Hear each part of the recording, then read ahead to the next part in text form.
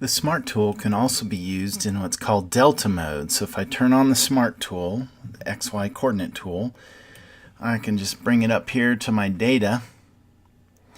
Now let me zoom in here.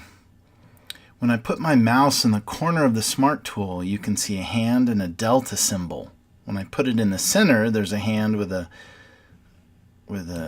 arrows pointing in vertical and horizontal directions, so I can move this. But in the corner, we can see the hand with the delta.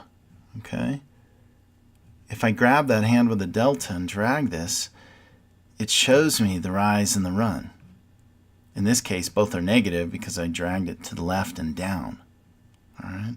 So that's the Smart Tool in delta mode. To turn off the delta mode, just bring this back into the middle. To activate it again, just grab the corner of the Smart Tool and you'll see those values.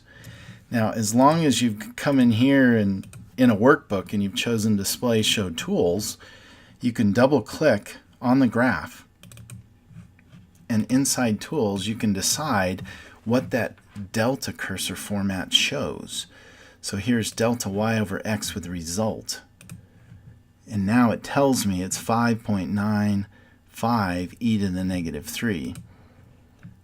So I can take 5.95 e negative 3, and I can invert this, raised to the negative 1, and that will tell me the resistance in that region.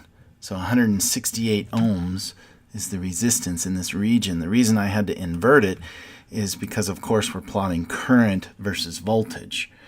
And Ohm's law tells us that the slope will be 1 over R in this case. So that's the Smart Tool in delta mode.